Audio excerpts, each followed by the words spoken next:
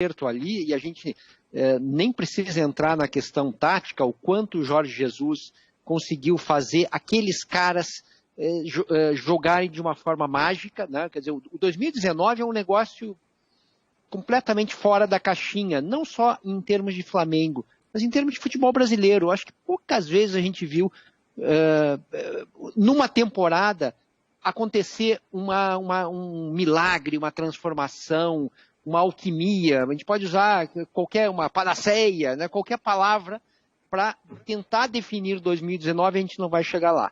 2020, aquelas contratações que a gente colocou no quadro, não me parece que eram contratações, esses caras vieram aqui compor o elenco. Era jogador para brigar para ser titular, né? E acabou não acontecendo, né? Esses jogadores não conseguiram, né? O Flamengo não conseguiu montar um elenco à altura do time titular de 2019. 2020 tentou fazer isso, não deu certo. 2021 nem vai tentar porque a folha está alta demais, é o que a Bárbara falou, né? Olha lá, a gente está vendo, né? Gustavo Henrique e Léo Pereira, os dois entraram para ser titulares do Flamengo. O Thiago Maia era para brigar ali por uma posição de volante. Michael, sim, acho que era a ideia de ser, sim, um reserva de contra-ataque, algo assim, né? Isla era para ser titular, né? Pedro tem ali uma oportunidade, Pedro Rocha era para brigar por uma posição ali de extrema do lado do campo. Então, assim, em 2020, esses jogadores aí, eles não conseguiram encorpar o elenco a ponto do Flamengo conseguir passar uma temporada toda podendo trocar várias vezes, né? E o que o Arnaldo falou é verdadeiro, faltou consistência para o Flamengo. Ganhou, foi campeão brasileiro, mas o Flamengo não chega na Copa do Brasil, o Flamengo fica pelo caminho na Libertadores, que pro tamanho daquele Flamengo, né, foi uma temporada que, apesar do sucesso do brasileiro, né, poderia ter ido mais longe, né, pela qualidade toda. Então, acho que em 2021 chegou a vez de dar ao treinador, né, olha, as peças estão aí, está na hora desse elenco se tornar mais consistente. Não precisa ser o que foi 2019. Aquilo é uma coisa que é um meteoro, cai de vez em quando, né? Não vai cair de novo a princípio, né? Mas o Flamengo pode entregar mais, e eu acho que é essa a missão do Rogério Ceni. Agora, Serginho, caiu muito na conta do Domenech Torrent, né? O fato dele não conseguir ter colocado este elenco do Flamengo recheado com os jogadores que você citou, num patamar pelo menos próximo daquilo que o seu antecessor havia feito. O Rogério assumiu o time na reta final de Campeonato Brasileiro. Me parece que o Rogério está diante de um grande desafio agora, que é dar a cara dele, né? Começar um trabalho com a cara dele. O Rogério, como técnico, até aqui é o seguinte: começou no São Paulo, não considero que o trabalho dele tenha sido positivo no São Paulo, perdeu jogos importantes, foi para o Fortaleza, onde conseguiu fazer um trabalho histórico. No Fortaleza, o trabalho dele é histórico, né? Campeão da Copa do Nordeste, campeão da Série B, bicampeão estadual, um trabalho histórico. Interrompido no meio para assumir o Cruzeiro, em 2019, primeiramente, né? Com apenas 8 jogos, aí retornou ao Fortaleza e depois interrompido de novo para assumir o Flamengo. E no Flamengo, o que ele fez foi um trabalho emergencial, né? Assumiu um time brigando pelo título e entregou o time campeão no limite, mas foram apenas 22 jogos. Agora é que eu acho que o Rogério está diante de um desafio de fato para mostrar a sua cara. Que técnico é esse? Me parece que é agora que a gente vai começar a ver o Rogério, Bárbara.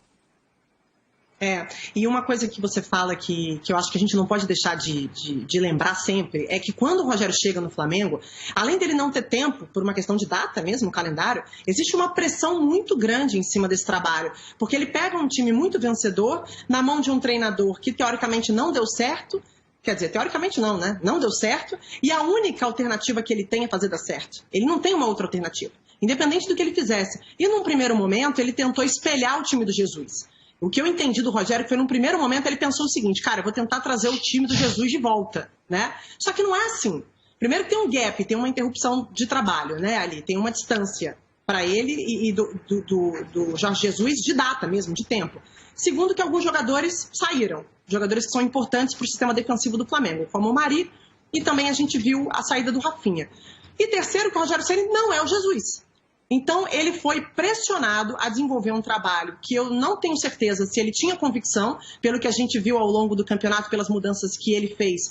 Acho que aqui a gente pode concordar que ele não tinha muita convicção do que ele está fazendo, e agora ele tem a chance de colocar em campo o que ele realmente acredita. Agora, eu tenho uma dúvida, eu tenho até uma provocação para fazer com vocês, quando a gente fala muito de Flamengo, do patamar que o Flamengo ocupa, o fato de ser um time hoje que está numa situação, numa realidade muito diferente dos demais. Só serve para o Flamengo ser campeão de tudo?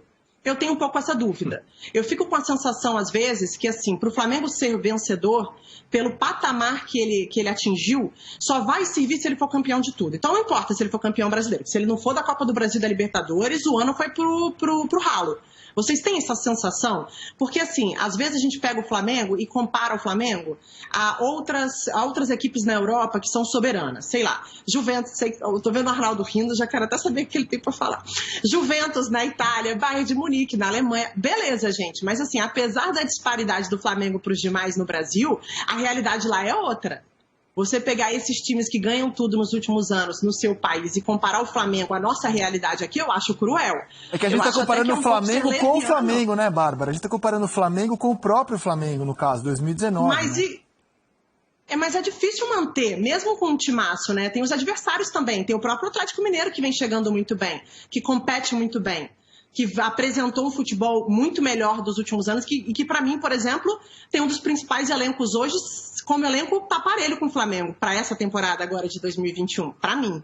Então, assim, eu tenho um cuidado maior também, porque eu sei que o ano passado o Flamengo não conseguiu entregar o que entregou de 2019, mas a gente só vai aceitar o Flamengo de 2019 a partir de agora. O sarrafo é tão alto, se não for campeão de tudo, não valeu? É um pouco isso?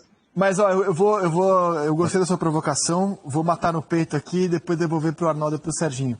Eu acho que não é só ser campeão. O Flamengo do Jesus, não acho que ele esteja na história como o time mais inesquecível da era dos pontos corridos, pelo menos que eu tenha visto.